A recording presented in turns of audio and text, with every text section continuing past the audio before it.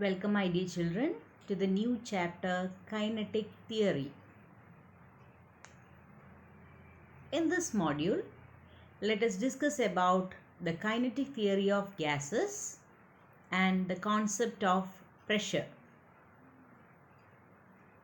The main points of the kinetic theory of gases are: gases consist of a large number of tiny particles called molecules.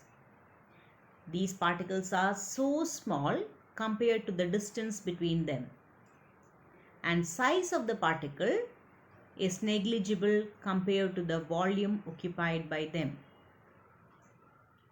Second point, these gas molecules are in incessant random motion, which results in collision with each other and also with the walls of the container. These collisions can be called as the pressure exerted by the gas.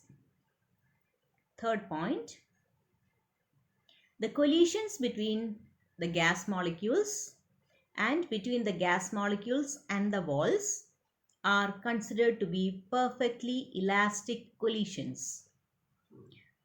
This means that when the molecule collide, they don't lose their kinetic energy.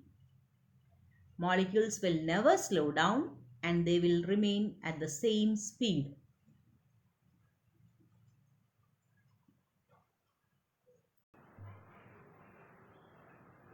The average kinetic energy of the gas molecules changes with the temperature. That is, the higher the temperature, the higher will be the average kinetic energy of the gas molecules. Last point, the molecules do not exert any force of attraction or repulsion on one another except during collisions. Now let us discuss about the concept of pressure exerted by a gas. For this, we are considering a cube-shaped container filled with an ideal gas.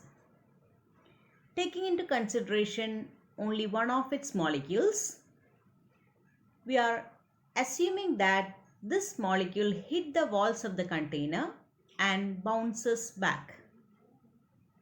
Let the velocity of the molecule when it is moving be Vx, Vy and Vz respectively along the x, y and z axis. When the molecule bounces back, its velocity will be minus Vx, minus Vy and minus Vz. Now let us calculate the change in momentum in the x direction of the molecule. Change in momentum is final momentum minus initial momentum. So final momentum in the x direction is minus m into Vx and initial momentum is mvx. So the change in momentum will be minus mvx minus mvx, which is minus 2mvx. This momentum will be imparted to the wall due to collision.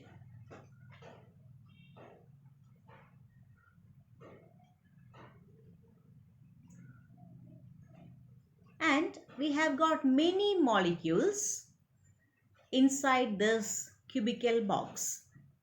So we need to calculate the total momentum imparted to the wall by all these molecules. Let us take the area of the wall to be capital A. Therefore, in a time delta t, within the volume AVx delta x, the number of molecules within this volume can hit the wall. Here, area into distance is taken as volume and distance is taken to be velocity into time. That is, all the molecules in a time delta t lying within the volume AVx delta t can hit the wall. But we cannot assume that all the molecules are moving in the x direction within this volume. So, on an average, we take half of the molecules moving towards the wall and half away from the wall. Hence, molecules within a volume, half into A Vx delta T will hit the wall. Now let us take the number of molecules that hit the wall to be n. So the average number of molecules that hit the wall will be n into half A Vx delta T. Therefore, the total momentum imparted to the wall will be 2 mvx into half A Vx delta T. Simplifying, we get the total momentum imparted to the wall is equivalent to A into n into m into Vx square, since there are n number of molecules which hits the wall. So force exerted on the wall is equivalent to rate of change of momentum, as we had learned from the second law of motion. So pressure is equivalent to force per unit area. So force will be rate of change of momentum, that is change in momentum divided by time, which is A n Vx square into m. And pressure will be force divided by area, which is n Vx square into m. Therefore, this pressure is true for a group of molecules moving with a velocity Vx. And another factor we have to consider is that all the molecules inside this chamber, which is moving in the x direction, will not be having the same value of velocity.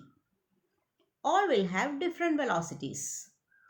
So the above equation for pressure has to be changed as P is equivalent to Nm Vx bar square. If you are considering the molecules moving in the y and z directions, then P is equivalent to Nm into V bar square, where V bar square is equivalent to Vx square plus Vy square plus Vz square. That is, we are considering the gas to be isotropic and the molecules are moving randomly, which means that velocity of all the molecules can be in any direction, that is either in the x direction or y direction or z direction. Hope you might have got an idea about the kinetic theory of gases and the expression for pressure exerted by a gas. Thank you, dears.